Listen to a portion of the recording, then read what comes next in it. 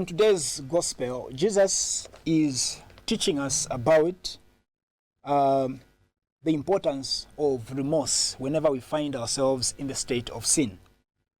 Not only that, he's also teaching us about the attitude that all of us should have towards one another, but most especially towards those that are regarded as public sinners, those that are believed to be worse than others in society, those whose sin is written on billboards, those whose sin is known by everybody. What attitude should we have towards such in society?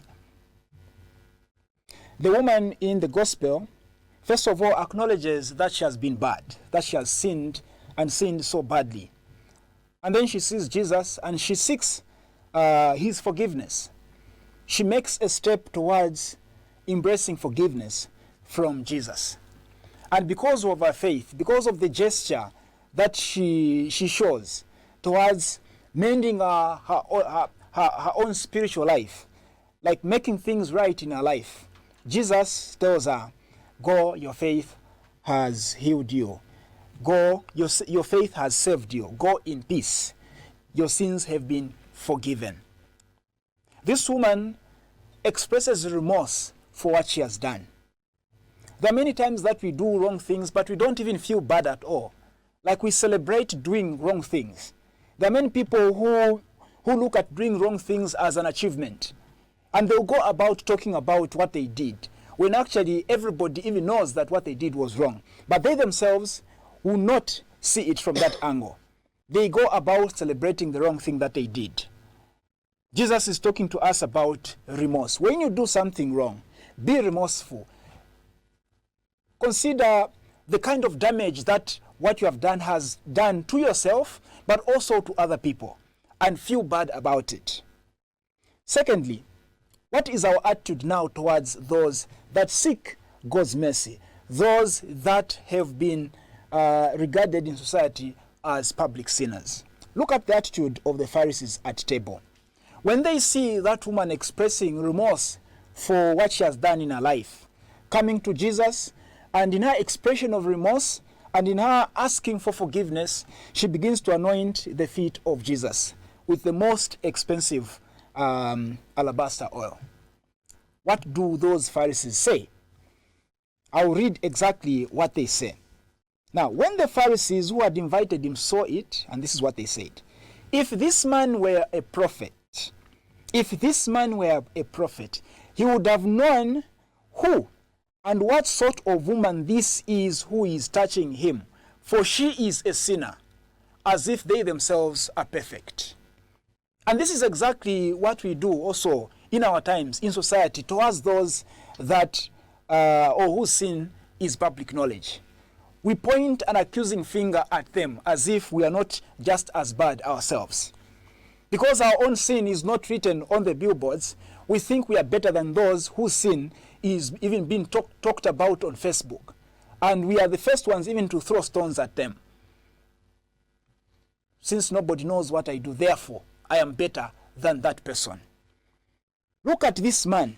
If he had known, this woman is a sinner, if he had known how bad this woman is, he wouldn't have allowed her to do what she's doing. This is the typical attitude of society towards those that are defeated by sin. Our duty as society, when one of us finds themselves fallen, our duty is to help them to rise and not to trample down upon them, to step on them so that they are crushed and they never rise. Because today might be your friend that is fallen. Tomorrow, it might be you that will find yourself fallen. And those others that you helped to rise will also come to your aid and help you to rise. But what happens when one of us has found themselves in a state of sin or in something that is regarded by society as wrong, as bad, as taboo, or as whatever you want to call it? People even take out their phones to capture the moment. This has to be captured. This is very important. This sin has to be known by everyone. We have to broadcast it. This is news. I mean, if this is news, then what is news? Let us capture it. We all become journalists. We all become camera people. And we are there capturing the moment so that we tell the story of that person that has found themselves in that compromising state.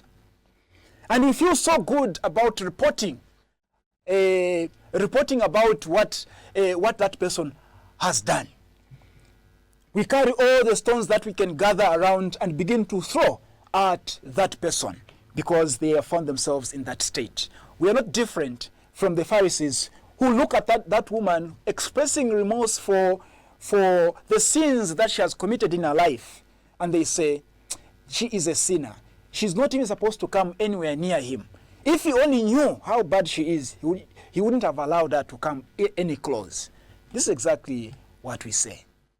But Jesus, in his response to that attitude of the Pharisees, is also saying to us, no, don't capture the moment. That is not news. Don't bring out your phones and begin to, for what? Post it on Facebook or WhatsApp. For what? What are you gaining from that?